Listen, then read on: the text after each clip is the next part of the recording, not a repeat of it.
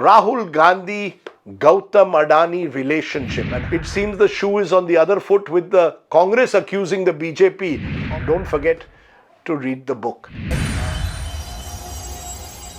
Views expressed in this blog are hosted on my own website, are strictly personal, and do not reflect the views of any organization. Namaskar friends, hello and welcome to Straight Bat, my weekly video blog where, as the title suggests, I comment with a straight bat. Now, last week on Straight Bat, I had revealed that my new book, 2024, The Election That Surprised India, is about to hit the stores.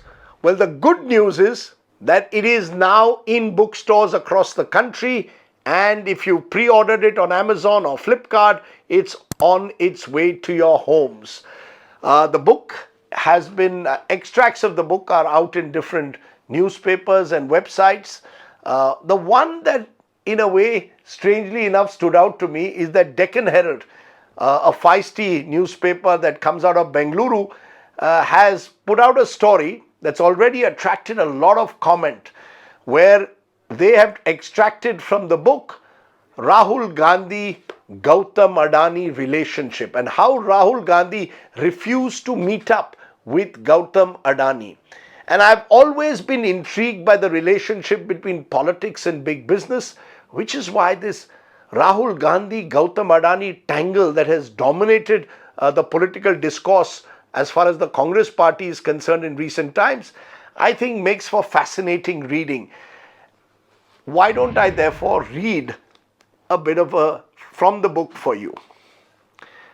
From the time he was pitchforked into a leadership role in the Congress ahead of the 2014 Lok Sabha elections, Rahul Gandhi had targeted the Adani group and its alleged connections with Prime Minister Modi.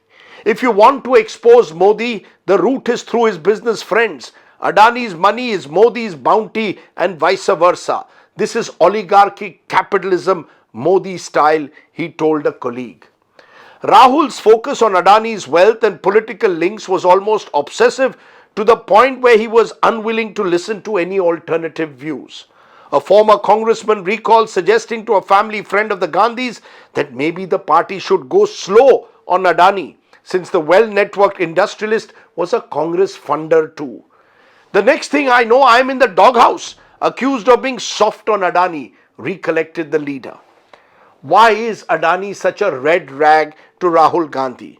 Apparently, when the UPA was in power, the first generation entrepreneur had tried to reach out to Rahul Gandhi through a range of contacts, starting with Robert Vadra, whom he invited to his Mundra port facility in Gujarat, a visit described by the business magnate as a routine one. I called so many people to see what we have built. Robert was only one of them, he claimed. Subsequently, a few attempts at fixing a meeting in Delhi were made, first through Ahmed Patel and later through Kamal Nath, who has never hidden his closeness to Adani and as Commerce Minister was a keen votary of big business. But neither was able to make any headway when it came to persuading Rahul Gandhi to even meet the businessman. Sharad Pawar, another leader with whom Adani enjoyed a strong personal rapport, was also consulted to explore the possibility of sorting out matters. A cautious Pawar chose to stay away from playing peacemaker. The Adani-Gandhi tangle dates back to the pre-2014 period, when Rahul Gandhi was given a comprehensive briefing by a party colleague on how Modi and Adani were benefiting each other through their close proximity. Though Adani got his initial business boost in the 1990s when a Chiman Bhai Patel-led Congress government was in power in Gujarat, his spectacularly exponential growth coincided with Modi's rising clout after 2002. And then I go into details about the relationship that Gautam Adani had built with then Chief Minister Modi. But Adani's view is also expressed, and let me reflect on that too and read from that. Adani, for his part, was convinced that Rahul Gandhi was surrounded by a group of leftist advisors who had poisoned the Congress leader's mind against him and were using him as a pawn in the larger political battle with Modi. When I asked him about his Modi connection, Adani shot back. I have set up infrastructure projects, all of which I have won after due bidding in 24 states across the country, some of which are Congress ruled. How can I be accused of only working with the BJP? Adani's ire was especially directed at Jairam Ramesh, the Congress MP who, like Rahul Gandhi, was unequivocal in his criticism of the Adani Group business model. Ramesh, as Union Environment Minister, had sparred with many leading business houses over clearances for projects that were allegedly in violation of the Forest Rights Act. The Adanis, with interests in big ticket mining in states like Chhattisgarh, were often in the minister's crosshairs. Later, as chief spokesperson and party ideologue, Ramesh had become even more combative in his trenchant attacks on the group. Rahul is criticizing us all the time, but it is actually Jairam who is shaping the agenda against us, Adani told a business associate. Both Jairam Ramesh and Rahul Gandhi belong to what may be loosely described as the barefoot development stream within the Congress. While not exactly against entrepreneurship, this stream of thought prides itself on its grassroots-oriented approach and publicly prefers to stand on the side of renowned left-leaning economists rather than with corporate industry bodies. Rahul holds tenaciously to this line, even though it has often been derided as champagne socialism or an elite lefty faddishness. The Hindenburg report then was just the opening he had been waiting for to embarrass the Modi government. With just days remaining for the 2023 budget session of Parliament and the highly visible nationwide Bharat Jodo Yatra drawing to a close, the timing of the report could not have been better. And then I detail how that battle took place in Parliament between Rahul Gandhi and Prime Minister Modi, and Gautam Adani became a centerpiece in that battle. The reason I've found this interesting, as I said, is because the relationship between politicians and big business has evolved over the years.